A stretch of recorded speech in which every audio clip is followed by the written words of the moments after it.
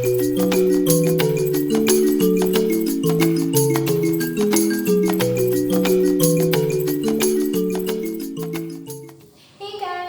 back to my channel. Thank you so much for tuning in. In today's video, I will be going over the cons of living in Ghana. Last week, I discussed with you the pros of living in Ghana, but I decided to break it up into a two-parter because it was running so long. So thank you guys so much for tuning in. And also, please don't forget to hit that subscribe button so you can keep up with everything in Nice Corner. And also, please don't forget to like, comment, and share this information if you find it informative. So stay tuned. Okay, so now I'm getting to the cons. You always do the best and get to the last. There's always good, the bad, and different about every country, and I feel that expats should definitely, and people from the diaspora should definitely know, the good, the bad, and indifferent about different places. So I'm getting to my cons now. The first con is, yes, power outages. I think that's indicative of a lot of places on this continent, on the African continent. You have to deal with power outages, and that can be a little bit of a drag, especially if you work online. Like I work from home, I work online. So, it's like, that's my bread and butter. I need my power to be on, and your power can go off at any given time.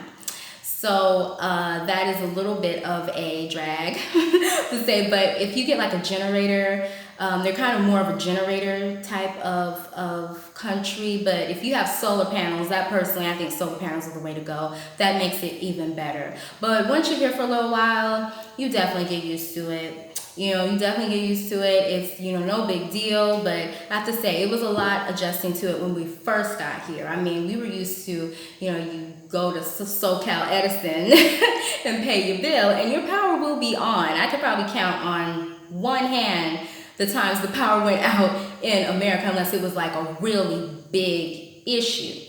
But here, yes, you got to get down with the power outages, but it's doable.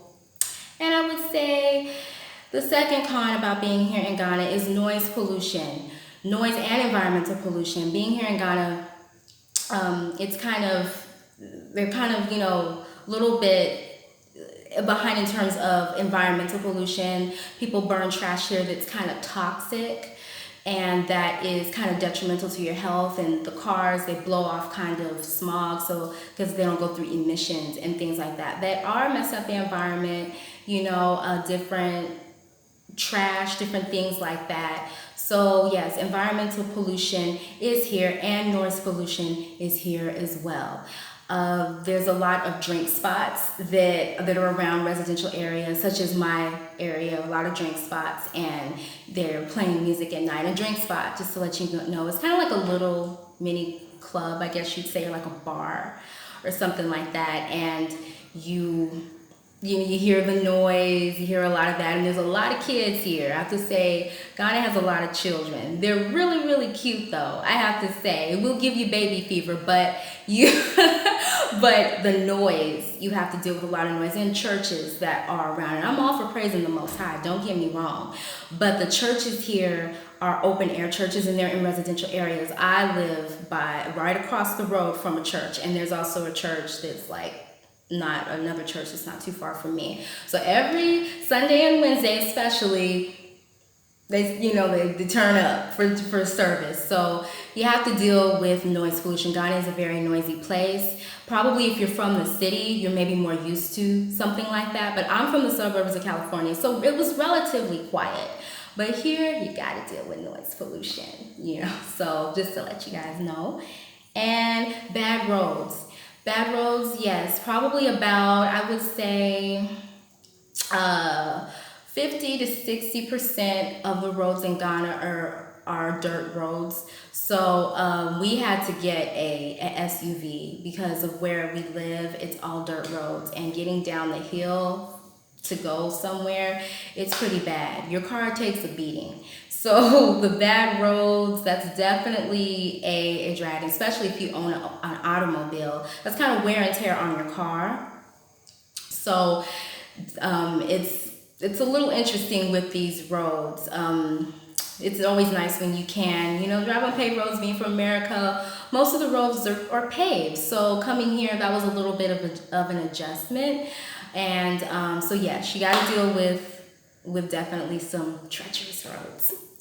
And the driving patterns. Oh my gosh, that is a big con, especially for the people who drive here. The driving patterns are definitely different, especially if you come from the States or maybe certain places from the West.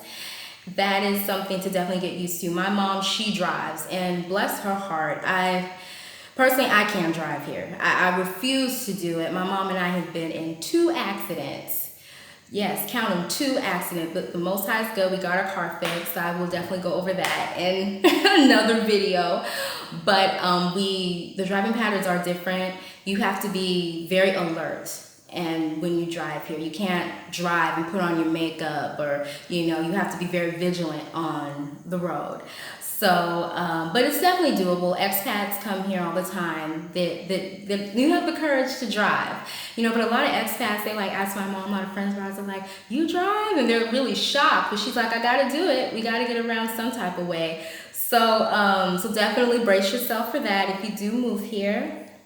And different foods that you cannot get. Of course, yes, I'm a foodie. I love to eat. And being from America, being from Southern Cali to be exact, I love my Mexican food. Oh my gosh, it's a big problem for me. Here, you don't get the variety of foods that you would normally get in the States. Of course, they have like different places like Chinese food, Japanese food. I think they have like an Ethiopian restaurant here. They do have different types of foods, but it's not as in the variety of foods that we're used to. So that is a little bit of a challenge. I miss going to El Torito, or going to get some C's candy, or going like to different places like that. It's so accessible, and when you leave, it's like, oh my gosh, you don't realize the variety of foods that we did have, that are in America especially. Is crazy. So being here, you kind of have to make your own food. This is a culture where you gotta make your food from scratch, basically, pretty much. And certain things aren't available, but I will say there are supermarkets that are here that are kind of catered toward expats, and I will be discussing those in some other videos too, that have different varieties of foods that we're normally used to coming from the West. And okay, so younger people, as I discussed with you in the pros, yes, younger people do respect their elders, but there's a flip side, and I'm going to discuss the flip side with you. Being a younger woman here, kind of the way age is kind of viewed here, younger people don't have a voice. You kind of feel like you have to kind of take a back seat when it comes to a slightly older person. You can't voice your opinion quick about things. Which I feel they kind of stifle young people here. And my mother has always taught me to respect your elders, which is something, like I said, that is lacking in the States. Cursing your elders out and being disrespectful, no, that's wrong. But here, I think it's to the other extreme, where kind of if you're a younger person, so your voice is not heard, or if you say something, oh, well, you're marked as being disrespectful, which I personally, I feel is not just a fairness issue. When you're past the age of 18, especially 21, when you're past the age of 21, you're considered an adult. But here, not so much. Younger people are not really regarded in that way, and you kind of taught, don't say anything. And of course, being from America, that is a little bit challenging for me, because I'm a person who is assertive, not aggressive. But I believe, if this is my opinion about something, it's my opinion, and it should be heard. But here, kind of, and I think this is indicative of other countries on this continent too, younger people are taught not to really have a voice. So that is a little bit of a challenge. Sorry if I look a little different from the other video. I had to change phones, but I don't know why I look kind of a little grainy, so please forgive me. But anyway, we'll go with it. And another con I would say also is pickpocketing. Yes, pickpocketing is definitely, here, as I said earlier, it is a very safe country to live, but pickpocketing is very common. You know, you have to make sure coming here, you watch your phones, your laptops, your money, things of that nature, especially when you go into areas such as Osu Circle. Circle's really big, you know, with pickpocketing. And so, and especially toward expats, they will do that. So I would say just be watchful, be wise of your things, because that is very common here. Kind of more petty theft, I would say, is definitely more common here, and that leads me to duping. Duping is another big con that happens here in Ghana. You know, of course, being from America and from the diaspora, kind of I feel like people are targets when it comes to duping. Kind of the attitude here with a lot of Ghanaians is we automatically have money, which is not the case. That is definitely not the case for me and my mom. We are living, I would say, paycheck to paycheck. We do not have a lot of money, you know, but the Most High is definitely providing for us. But, you know, it's like, oh, well, since you come from America or from, you know, England or from the diaspora, you have money, which is not the case. I will share with you a quick story. My mom, shortly after we got here, my mom wears her hair short. So she went to a barber, and the barber charged her 50 for a haircut, 50 cedis. And my mom, she rationalized it away, like, oh, that's probably just about $12 in American money, so that's probably the correct price. Well, just so happens we knew the gentleman that owned the building of the shop, and when he found out, he hit the roof, y'all. He was so upset. He was like, he should have charged you 50 cedis. Normal haircut here, just to let you guys know, is from 5 cedis to 8 cedis. I would probably, for men, it's a little bit cheaper than for a woman. Why, I don't know, but that's the deal. So it's probably in maybe like American dollars, like $1 and some change to get your haircut.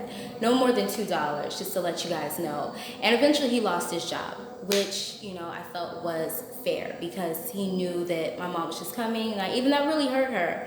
It really did, because, you know, coming to a country, we're thinking, oh, you know, we're trying to blend in, we're trying to fit in, and being duped is hurtful. But that's kind of the name of the game here. And I think in a lot of, when you travel other places, even when we were in Egypt, you know, somebody trying to get a little bit more money. So Ghana is definitely not the only country that is like that, you know, and especially you have to haggle for things here and negotiate. So it's always good when you have good friends that are locals that can kind of tell you what sounds like a good price and what doesn't. So that's always helpful.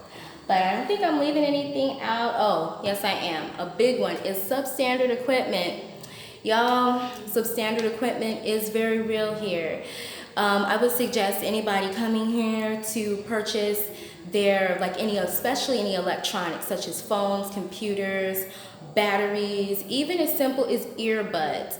Things are definitely substandard. We have a friend, Anthony, he's a tech guy, and he has to order for his things like on Amazon and things of that nature. He can't really get his electronics here because there are substandard products, and he was explaining to us the different ranking of products. I think America gets A products, and places such as here in Africa get C products. So it is a very real thing. I will show you this. I purchased some earbuds about, let's say, 2 months ago, and probably about 4 weeks after I got them, I was playing my music, right? And all of a sudden, this happened. I hope you guys can see. This happened. It totally unraveled. It came apart. And then when we tried to take it back, they didn't honor the receipt. So, you know, even though it's 30 cedis, which is probably about $5, it's still the principle of the thing. Stand behind your product. But here, it is a problem. My mom purchased the phone here, and probably about 6 months after she got it, the microphone stopped working. So Again, I would suggest you buy certain things before you even leave, especially the States, but other places too, that are good quality products, because you will suffer from that here. But that's all the cons that I have for you thus far. Please don't forget to like, comment, and subscribe. Definitely tell me about your experiences, but keep the comments cool, keep them nice. But I would love to hear different expats talk about their experiences and what they've definitely have encountered. Again, I think it's a lovely thing when you can go from country to country to figure out your vibe. Ghana may not be your vibe, but Nigeria might, or Morocco may be your vibe, or Kenya may be your vibe, or even someplace outside of Africa. I really believe in traveling different places to see exactly where you fit. I feel that we definitely have heard some, especially Black Americans that are here in Ghana, they feel like, oh, well, if you can't survive Ghana, well, then you're not strong, or something's wrong with you if you can't. But that just may not be your vibe. Ghana may not be your vibe, just like anywhere else may not be. But it's good to explore. It's good to get the good, the bad, and the indifferent about especially being an expat, traveling from country to country. So again, thank you so much, and I will see you in the next video.